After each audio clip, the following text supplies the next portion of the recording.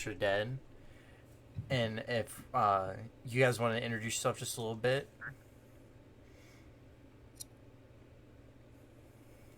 I'll go first. I guess. Awkward silence. I'm Eric. Everyone calls me Fitz, though. Only my mom and my girlfriend call me Eric. I play guitar in this band. Been playing guitar for about 20 years. I've been in a few bands in the past. Been in the studio a few times as well. I've played primarily bass guitar before this, and picked up the guitar just to kind of help the creation of this project, and I've kind of stuck with the guitar throughout it so far. All right, guess I'll go next. So I'm Chris. I also play guitar, and incidentally, I was in a band with Fitz for about 5 years or so, and he played bass. I played guitar. It was a great time, and been playing guitar for something like that, like 20 years or so as well. I'll go next. I'm Joey. I play drums. I've been playing drums for a long time, since like 2001, and I was in a band in high school called Beneath Dying Embers, and then I left that band and I went to college for music, and then after I came back, I bounced around a couple bands, and then Dave and I tried to start a project together, and we actually found Chris and Fitz on Craigslist, of all places. So, I guess I'm last. Craigslist band. I'm last here. So I'm David. I've been doing vocals of the screaming variety for, I don't know, 11 years or so, I think, total. And I've only been in one other project. Really, I think it's actually been about, since this band started, it's been about maybe like 4 years of like drought, where I wasn't really doing anything in between. And since that project, I actually changed a lot of my style. I was kind of giving up on doing vocals for a while because the technique I was using was kind of destructive and it just wasn't going to last. Met some really cool people at a little summer jam for Periphery. And it was awesome. And then I was able to use that technique with a couple of projects with Joe. And then all of a sudden, things started to line up with some of the projects that we had. And of course, we met these two fine gentlemen, and we were able to get started on kind of realizing what we'd always wanted to work on. And I was able to add some tasty vocal skills to the project. But that's me. Nice meeting all of you. Pleasure. thanks for having us. What bands kind of like inspired the sound you have now? So we all kind of approached this project with a handful of bands in common, but we also all kind of bring our own influences to the table. So typically, like, we'll joke around with each other, and we'll kind of bring up the same handful of bands. Like, if we're jamming on a part or something, we're like, oh, that kind of sounds like this band, or kind of sounds like that band, and it always ends up being like kind of the same handful of bands. Mm-hmm. Yeah. Vocally speaking, I would say my number one influence for sure is Tyler Shelton from Traders. And then number two, I've just always been a massive fan of August Burns Red. So pretty much anything Jake Lures puts out is gold to me. Aside from that, I don't really take too much influence vocally from other people. I just scream along to other things and use a style that sounds nothing like any of them. So pretty much just comes back to Tyler. Mm-hmm. Very nice. So when we started playing together, we Fitz and Joe connected on Facebook. I think it was Fitz and Joe, and we, like many people who probably, get to know each other via a Craigslist ad, we were like, okay, what are we going to cover? What are we going to play first? And I think the very first songs we jammed out to give you an idea of just the range, was Psychosocial by Slipknot. Solera by Gojira, and we tried to cover a Ghost song, but doing it with 7-string guitars tuned down to drop A or B makes it a little bit difficult. So just give you an idea, like that's kind of like what our start point was. So there's definitely some of the more straightforward, dare I say, like more radio-friendly metal, like Slipknot in there, but also Gojira, some of the more contemporary bands in there too. And I think that probably served as somewhat of a catalyst for the direction that we took the band. Don't as forget, time went on. we also covered the End of Heartache, or Oh dang, no. I forgot about that. Rose of Sharon. Yeah, It was Rose of Sharon. Yes. Yeah. Nice, very nice. So, since you guys are still in this, since you guys are just now like putting out your first music, what's your songwriting process been like? So our songwriting process has actually been kind of a mix of different ways of doing it. I mean, initially we kind of all got together, and Chris and Fitz had a couple of songs written already, and then Dave and I had a couple of songs written already. And I try to write as much as I can in Guitar Pro ahead of time. But we also, the songs that are coming out on the album, I want to say maybe like half of them are, we just kind of jammed on some ideas. Yeah. We did some like scratch recordings of it, and then, one thing led to another. All right. So yeah, it's definitely in. No, go ahead. Go ahead. Oh yeah, I was gonna say, really, there's no one size fits all approach to like songwriting. I think a lot of times all of us will come in with an idea. Could be me with a guitar riff. It could be Fitz with a guitar riff. It could be something that Joe had written years ago. And when we get in the room together, when we discuss the songwriting process, we try as best we can to check all our egos at the door and make sure that everything is subject to change. It's I don't think there's many times in a year and a half or so since we started playing that we've ever had any sort of dispute about where to go with a song. We're not necessarily arguing over where we're going to put a verse or we're going to put a chorus or anything like that. We're generally speaking, we really stay on the same page and we really are open to everybody's ideas. That's kind of what I found is really key to making it work in a band. It's safe to say that the primary songwriters on the music side of it are probably Chris and Joe.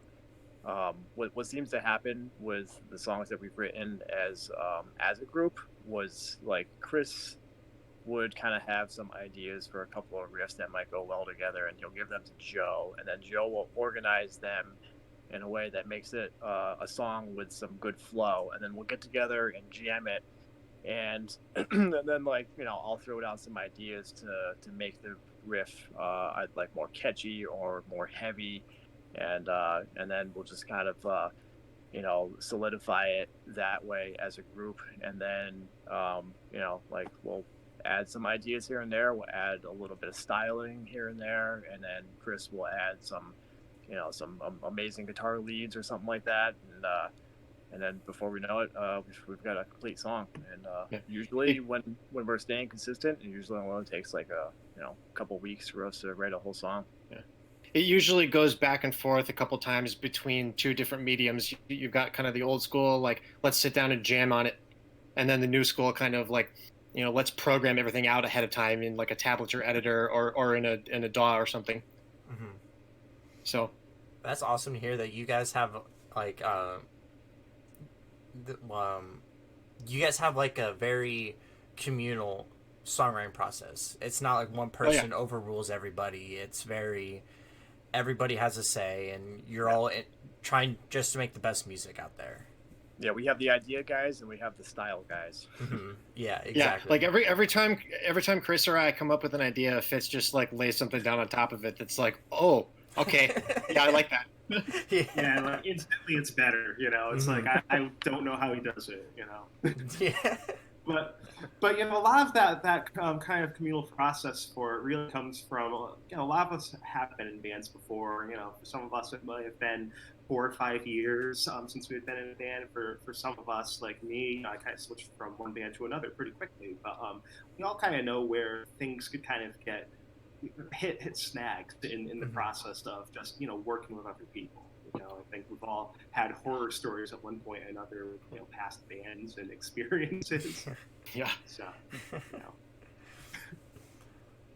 So with COVID happening in this crazy time, how have you guys been adapting to it, and how have you also just been like passing your your casual time? Video games. Just kidding. No, you're not. You right. Well, unfortunately, I'm an essential worker, so I've been working this whole time. I actually work in healthcare, so Oh wow. no time off for me. But as far as it goes for the band, Chris has kind of he's a work from home type, so he's been putting in as much time as he can working on the album himself, and just sort of chopping away at it a little bit here and there. We feel like there's some sense of urgency to get the album done and to make it happen, but at the same time we're trying to recognize the fact that COVID has been unpredictable in our lives, so it's been taking a lot longer than it should have. But yeah, for me, my personal time consists of just working, hanging out with this guy, and just trying not to stress out too much about life. Yeah, Well, thank you for all that you do working in healthcare, man. Thank you. Yeah, I try. Yeah. Aside from that, the hero of the band. Oh yeah. Hero indeed. And I personally was a hairstylist before all of this happened. Still am technically, but with everything going on, it's pretty much been shut down almost everywhere. So that kind of thing hasn't really been working out for me. I was working pretty recently in like the grocery industry, just because it's never really gonna run out. But yeah, I would say music-wise, and like dealing with spare time and like going into the group project, actually, I've pretty much just been writing lyrics on my own time. I've got a whole bunch of stuff that I came up with, and I've actually it was going to pertain to the previous topic, but I've actually come up with a couple little vocal patterns that we've never tried to write something with a vocal line first, and I'm curious what these guys would come up with based on that. So that's one thing that I've come up with, and aside from that, dealing with personal time. I think one of the biggest things I want to do, I have not been able to do yet, is just get a computer that I could probably actually write something myself to contribute with, because I feel like pretty much everyone has either an instrument or a computer that they can generate content with, and I personally lack such a thing. So at some point I would like to achieve that and be able to contribute in the same way that they do. It's an awesome goal. Let's Personal time. Are we continuing with this topic, or are we moving on? Oh, if you have something to say, we can continue. Yeah, it hasn't been a whole lot different for me. I work in a restaurant, and we haven't closed down, so I've continued to work through all this. Personal time aside from working, I write stuff. I write new material. Occasional video games, I guess. Yeah. What kind of video games do y'all enjoy? Just a little off topic. I'm just curious. I love video games. Violent. Anything with blood. No, I play Rocket League and some fighting games. Nice. I'm a big fan of the classics. Oh yeah. Whatever that's supposed to mean. Well, I guess classic for me would be like N64 and GameCube. But yeah, that's what I picture when you said classics. I'm like, yeah. I picture Sega Genesis when I'm thinking classics. Yeah, I would go. Like, I just got the Super Mario Galaxy All Stars for the Switch. So I had to go back through and beat Super Mario 64 all over again. Hell yeah. I'm doing Sunshine right now. Nice. Oh hell yeah. Yeah, I had to go back and I had to be like a completionist and go back and get all 120 stars, and that's just tedious after a certain point. Oh Really. yeah. Oh, Yeah. yeah. Talk, Everybody, just watching I spent speed my runs. time- everyone in my band plays these like what I view as kids games, and like I play Doom, and I just love ripping demons' faces off. Hell yeah. I'm on the opposite of the spectrum of you guys. It's not that we Dude, don't enjoy those games. We just also enjoy other stuff. Mm-hmm. Sometimes you The just Doom want to Eternal is relax great. and like with a nice kiddie game. I really like Doom Eternal.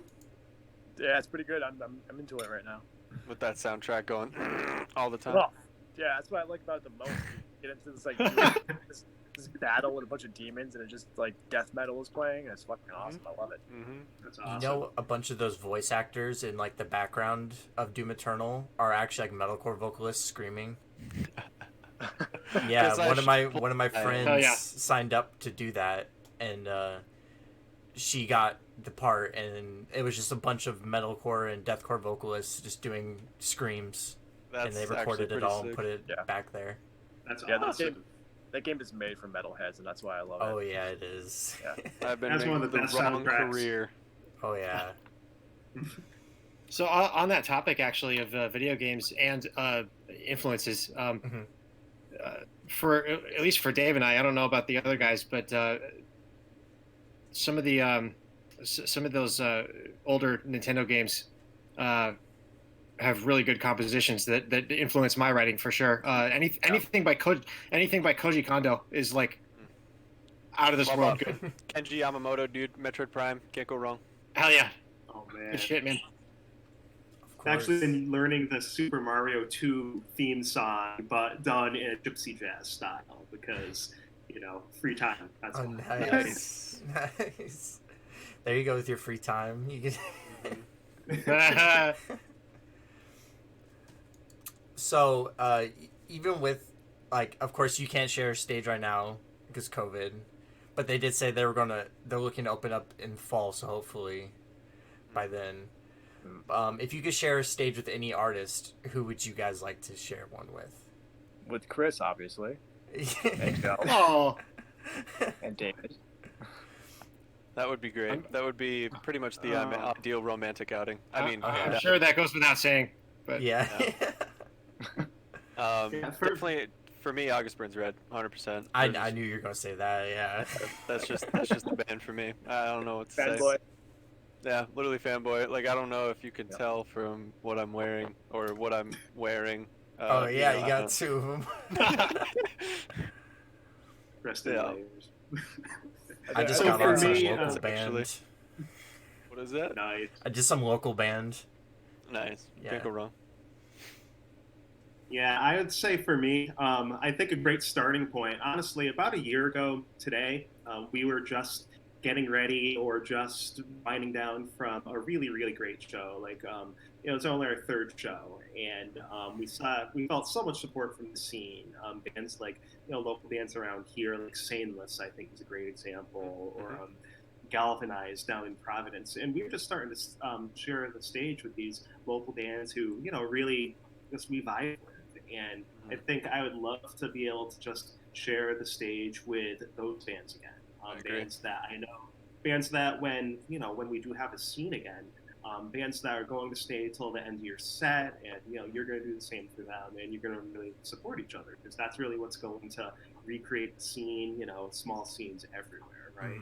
And the best kind of bands, the best kind of bands you can share a stage with are the ones that you get along with.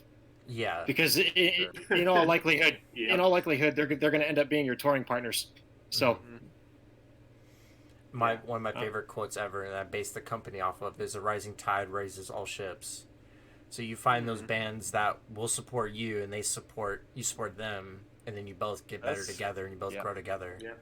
That's one of the things that I've noticed about the local music scene these days is everyone seems to be very supportive of each other. Like I've been in the local music scene for going on like probably 20 years now, and it was harsh in some areas, or like if you didn't play a certain kind of music, you just didn't play at that venue or something like that. But nowadays, like I think our first show that we played, was like three completely different styles, and everybody loved it, and everyone Yeah. loved the diversity. And That's kind of one of the things I've noticed about the scene post, I want to say like 2010 or so. Like people kind of just stopped caring about genre. Yeah. Yeah. As long as you're hitting a China symbol at some point in your set, they're happy. people, they just want to see good bands. I think that's one of the Yeah. problems with how the music scene was back then too. Is you go to a you go to like one of the local venues, and every band is trying to sound exactly like Yeah. their favorite metalcore band or something like that. But nowadays it seems like people are more interested in just doing their own thing, and you see people like not necessarily trying to show off. They're just trying to play the music that they like and the music that they're comfortable with playing. And you sort of like see and you feel the passion that they have, and it just automatically just makes for a better show. Yeah. I mean, just like in that vein, just like the idea of like because you Chris brought up Stainless and Galvanized, and like one of the biggest things that I really loved about those two bands specifically is that they just looked like they were having an absolute blast on the stage. Like they just looked like they were having fun. Like it was infectious. Like you can't help but enjoy watching a show presented by people who genuinely look like they are enjoying the moment, and like that is certainly it's great to watch a band that's playing music that blows your fucking doors off, but like it's also wonderful to experience a show from people who really actually like what they're playing, and they like the experience, and obviously sharing it with the people in the crowd. That's a totally different vibe, and way more like something you can connect with both as a fellow musician and as a viewer. Yeah, that's what got me into like Polaris. Seeing Jamie Hales on stage, contagious. Like that dude is absolutely. He loves every single moment of it. He was talking fans. Their he loves music every is single so moment. fun. Yeah, dude, fantastic band. And another local band from here called Begotten. Great guys. They have that same kind of energy, so I totally get what you mean. So people definitely remember it. Yeah, definitely. So what's next for the band? Like what do you have in the works? Like what's your future goals? It's a loaded question, my friend. Yeah. One question, four different answers. I don't know. Yeah. I think the band, like, this is something that means a lot to all of us. I know, for me, myself, this band started at a point where I was really burned out between what I was doing with my job. I was burned out, playing with, a band that I didn't really feel passionate playing with. And for me, trust me, when you're in your mid 30s, just being able to stay out until 1 o'clock in the morning, hauling equipment around and watching bands, that's you got to really love what you do, and you have to be really emotionally invested in it to move forward with it. For me, what's next for Ultradead is absolutely going to finish an album, and I think we've all been writing on the side throughout this whole process. So I think we're going to get back to writing, and I think honestly we've learned so much about the recording process via trial and plenty of errors over the last year or so, where I really hope to be able to write music and then increase that output and come back with maybe something new a little bit faster than before, and just really stay true to ourselves throughout the whole process. With every note, everything we do, just really stay true to this sort of atmosphere that we've created for ourselves here, where we do keep things positive and really open-ended creatively. So that's where I would love to see it go. Awesome. Yeah, this whole thing has kind of been a really long time coming for me personally. I was in a band in high school called Beneath Dying Embers, and it was like the greatest thing I had ever experienced at the time. And we had opened for Within the Ruins at their CD release for their first album, Creature. Wow. And right then I was like, okay, I got to do this. This is like the only thing I care about now. So I ended up actually leaving that band to go to college. And then I came back, and like I said, I bounced around a couple bands for a while. And it just like, I always had this project in my back pocket, and I was constantly like looking around for the right people to work with. and like some of this material that's coming out on this album is pretty old actually. Oh, Yeah. wow. Really? There's a couple songs where I contributed some stuff that I wrote like years ago, but I always wanted to put it out there. So I don't know. I guess I don't know how to quit. So for me, it's the next step is getting the album done, and then we'll take it from there and see what kind of traction we get. Awesome. Do you guys have like a release date or time frame for the album that you can share if you would like? We did. We had a deadline, but things really came to a screeching halt with COVID. December 2019. Oh wow, yeah. Yeah. Something like that, yeah. Yeah, so I would say end of 2021 is definitely not unrealistic, and I would say probably a midpoint in 2020. Mm-hmm. I think just from the way that we all work together, and honestly, just having fun while you're doing it makes it a lot easier. Like recording an album is a lot of work, but it shouldn't be a chore. It should be fun. You should. If you want to throw in some weird like pinch harmonic and all sorts of cool shit like that, you should take the time to flesh those ideas out and do them.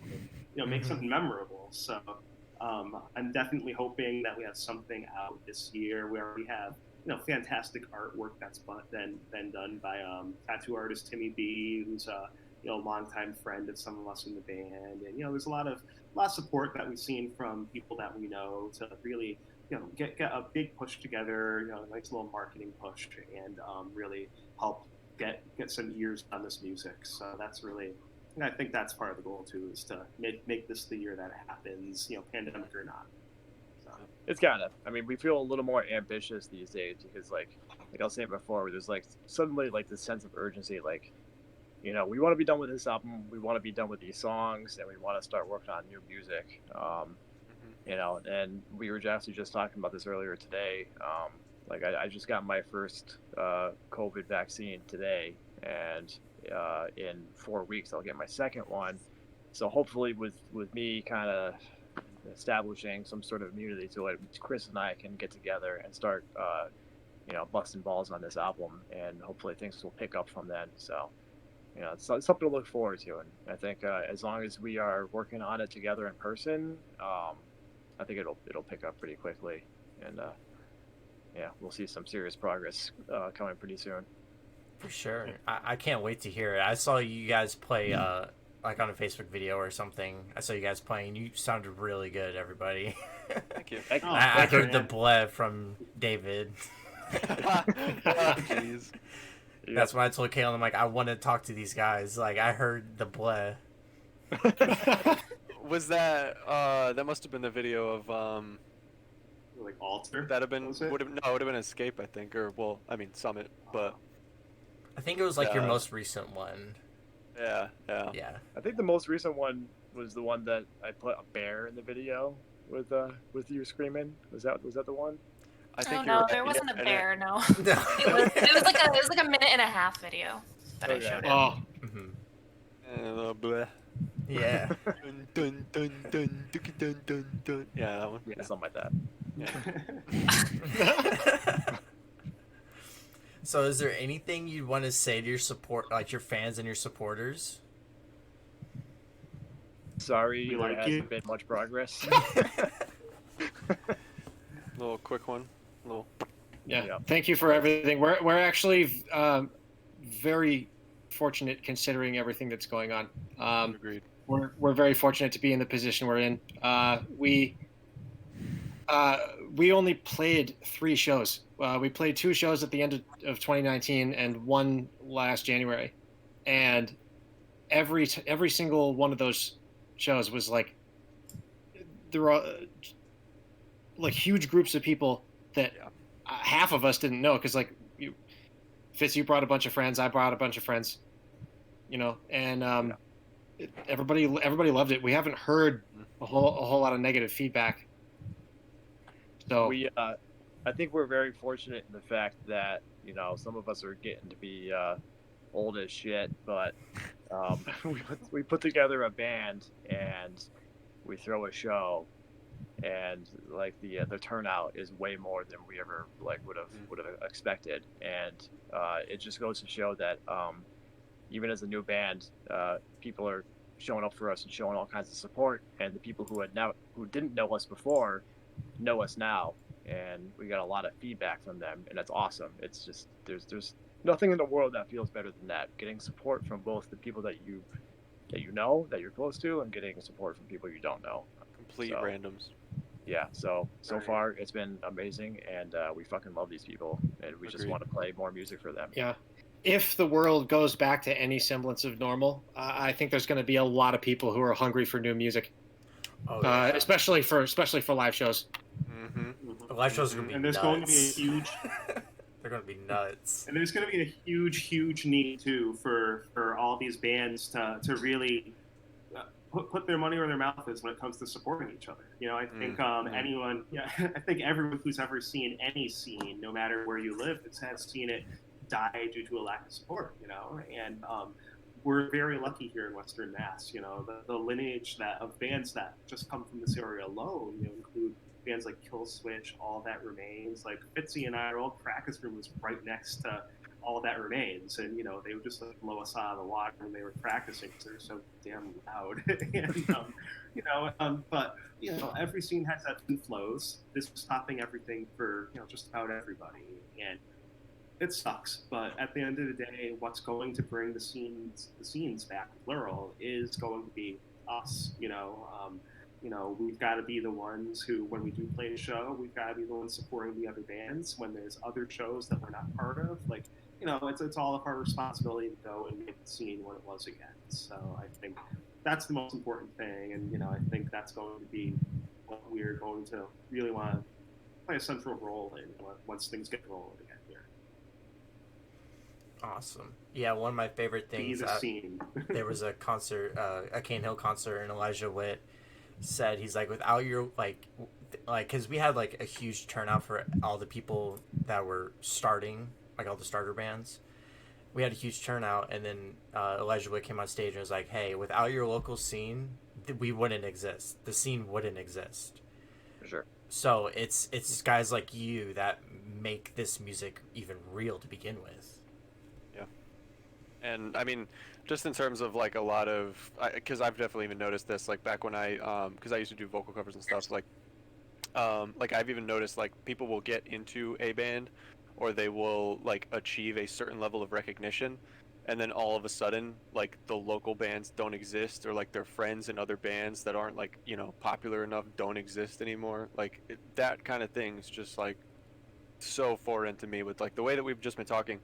The whole idea is just like you really don't ever want to forget that. Like those are the people that put you where you are. Like every single one of them is arguably more important in a way than you are. Yeah. Because they literally created the pedestal that you stand on, and you should remember that. Yep, it couldn't happen without the fans and the smaller bands and everything, no matter how big Agreed. you are. Mm-hmm. Yep. So do you guys have any social media you want to shout out? Your personal, your band stuff? Go ahead. It's all up to you. You guys can shout out whatever you would like. We have a I don't have Facebook anything. and we have an Instagram. We bought a for the ba- domain. Yeah, Yeah. we domain. Nice. we actually own ultradead.com. I'm working on learning how to code, so hopefully I can start putting that together soon. Awesome. Yeah. That's pretty much it. I for would our- say expect. Yeah. I would also say expect. There's going to be a lot of content that we're going to be throwing up on Instagram and places like that, Facebook and Instagram. Eventually, there's a lot of people who are very, very grateful. We're grateful for them for taking video clips or audio clips of those 3 shows we played. But what's the point of just releasing a bunch of content right now? It's a kind of pointless thing. It's like, here's what we did in like October 2019, guys. Cool. Doesn't really serve an end goal, right? So I think as time goes on, we're going to start being able to leak out some footage, like Joey being in the studio, laying down drum tracks, things with guitars. I know that we put some footage of Dave in the studio, just doing some of the blurgs and stuff like that. So yeah, it'll all make its way to the internet eventually. Yeah. We've already talked about it, but once we get the album done, there's going to be quite a big social media blitz. Like, we're really going to be shoving this stuff down people's throats. Good. In a polite way. Yeah. We're going to be flooding people's feeds with audio clips, video clips, telling them to buy our stuff, etc. Mm-hmm. But right now, typical like Chris stuff. said, we're kind of in the works, and there's really not much content to push at the moment, but there will be. Indeed. All right, awesome. So And merch. That's the interview. It was really great talking to you guys. Thank you, man.